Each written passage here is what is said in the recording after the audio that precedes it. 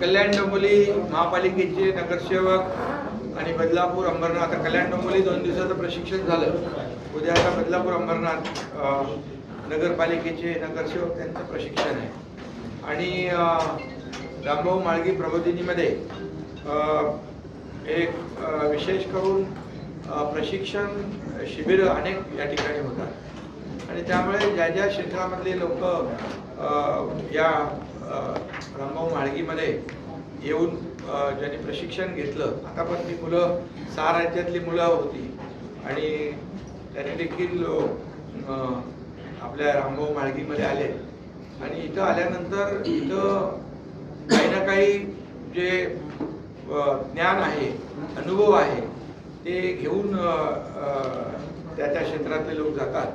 आणि महापालिकेतले नगरसेवक आज अनेक वेळा प्रशिक्षण तसं नगरसेवकांचं आपण घेतो, परंतु आता आज कल्याण डोंबिवली महापालिका, बदलापूर अंबरनाथ, आणखी MMR मधले जिल्ह्यातल्या महापालिका आणि संपूर्ण महाराष्ट्रातल्या महापालिका नगरपालिका यांचं आपण रोटेशनमध्ये इथं प्रशिक्षण घेणार आहोत. आणि मग त्यांच्या प्रभागातला विकास असेल, तिथली विकासाची कामं असतील, त्याचे प्रस्ताव कसे बनवायचे, सभागृहामध्ये जे काही मुद्दे घेऊन बोलायचं, या सगळ्यावर खूप विषय घेतले तुम्ही त्याच्यामध्ये.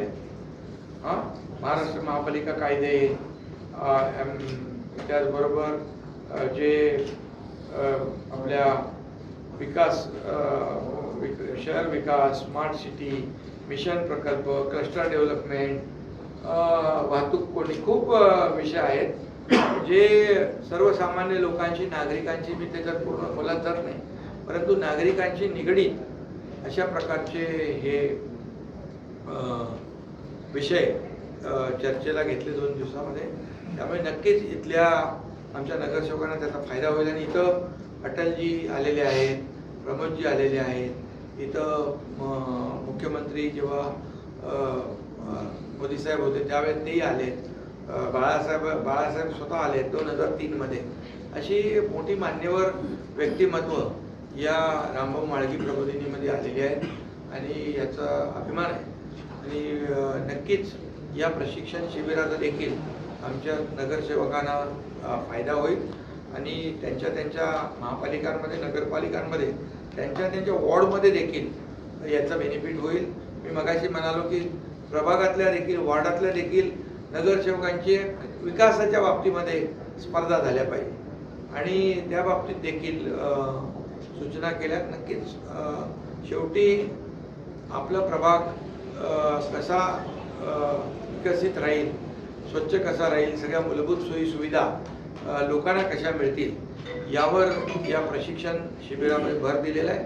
त्यामुळे हे प्रशिक्षण शिबिर यशस्वी होईल आणि याची अंमलबजावणी आमचे नगरसेवक करतील. साहेब, तुम्ही इथं रामभाऊ म्हाळगीमध्ये प्रबोधिनीमध्ये तुम्ही आले, नगरसेवकाचं प्रशिक्षण शिबिर ठेवण्यात आला, पण इथे लोकल विस्तारला मीरा भाईंदर शहरामध्ये नगरसेवकाचा आपसात जमत नाही, भाजप आणि शिवसेनेचा, त्यावर तुमची ठीक आहे ना. राजकीय आता काय, आता आज आपण इथे नगरसेवकांनी काय काम करावं, कसं त्याच्या प्रभागाचा विकास करावा, प्रशासनाबरोबर कसं सलोख्याचं संबंध ठेवावे आणि या सगळ्या गोष्टी ज्या आहेत, मीरा भाईंदरचं पण प्रशिक्षण होईल ना, ते नाही बोलू आम्ही एकत्र.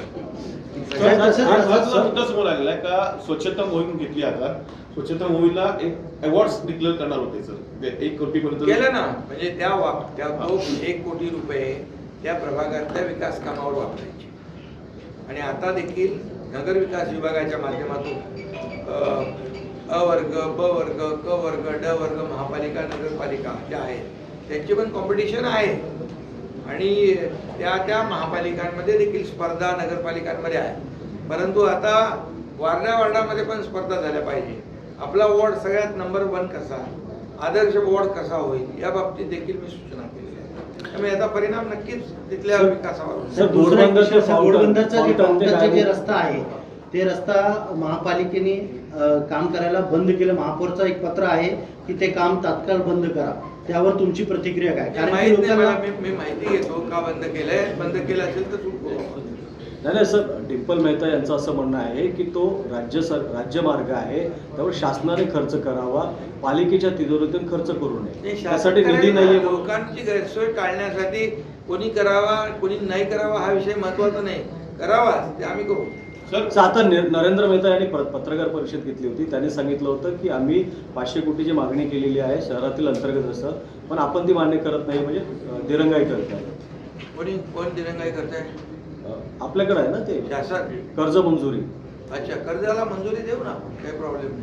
बरेच महापालिकेला आपण दिले ऑपरेशन टायगर बॉन्ड काढण्यासाठी. ऑपरेशन टायगर नंतर श्रीकांत शिंदेसह सर्व खासदारांनी अमित शहा यांची भेट घेतली आहे. सर पुढचा प्लॅन काय आहे? ऑपरेशन टायगर आज सर अमित शहाची भेट घेतली सर्व खासदारांनी शिवसेनेच्या सगळ्यांनी भेट घेतली. आता काय चांगलं आहे ना, अधिवेशन चालू ऑपरेशन आहे. टायगर नंतर पहिल्यांदा भेट झाली आहे. हा? ऑपरेशन टायगर नंतर पहिल्यांदा भेट झाली आहे ते अमित शहा. याच्या आधी पण भेट दिली तुम्हाला माहित नाही. सर सर शहापूरमध्ये झालं, नाशिकमध्ये झालं, खड्ड्यामुळे मृत्यू झाले 2. फार दुर्दैवी घटना आहेत आणि कुणाचा जीव जाणं, आमचा एक TDRFचा जवान त्याच्यामध्ये गेला. फार दुर्दैवी दुःखद घटना आहे आणि या बाबतीमध्ये सगळ्या प्रशासनाला देखील, जिल्हाधिकाऱ्यांपासून सगळ्या महापालिकांच्या आयुक्तांना देखील सूचना दिलेल्या आहेत आणि जो TDRFचा जवान जो त्याचा अपघाती त्याचं निधन झालं आहे, त्याला त्याच्या परिवाराला महापालिका आणि शासनाच्या वतीने आम्ही बिलकुल. सर आपल्याकडलं पण नसते करत उपमुख्यमंत्री आहे, सर. काय सुनेत्रा मुक्त पवार यांना पडतात? काँग्रेसकडून गुंगी गुढी असं टीका केली. मी त्याच्यावर बोललो एक महाराष्ट्राची पहिली महिला उपमुख्यमंत्री सुनेत्राताई पवार यांच्याबद्दल अशा प्रकारचं आक्षेपार्ह आणि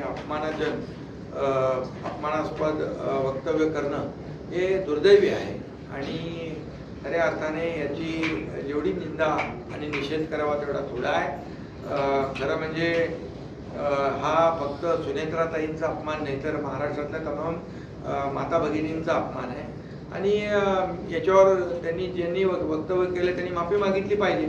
अन्यथा या लाडक्या बहिणी ज्या आहेत यांनी 24 मध्ये 2024ला कसं काय दाखवलंय, जागा दाखवली ना, तशी जागा दाखवली. सर काकडेंनी विक्रम काकडेने अमित शहाची भेट घेतली आहे आणि अजितदादांना पद्मभूषण द्या अशी मागणी केली, म्हणून तो पद्मभूषण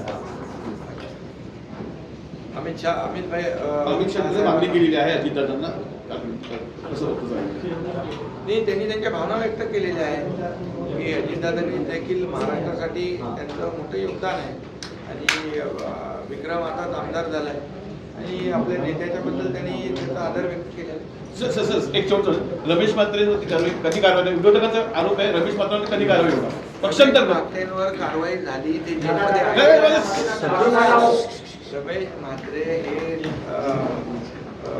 त्यांच्यावर कारवाई झाली, कायदेशीर कारवाई झाली, ते आता जेलमध्ये आहे आणि कोर्टाने देखील, हायकोर्टाने त्यांचं सुमोटो कॉग्निझन्स घेतला आणि आता त्यांनी देखील जाहीरपणे सांगितलं की माझ्याकडून चूक झाली आहे आणि असं लोकप्रतिनिधी आणि डॉक्टरांना, महिला डॉक्टरला किंवा कुणाही व्यक्तीला मारहाण करणं याचं समर्थन कधी शिवसेनेने केलं नाही, करणार नाही आणि त्याच्यावर कायदेशीर कारवाई झाली आहे आणि पक्षाची देखील शिस्तभंगाची कारवाई झाली.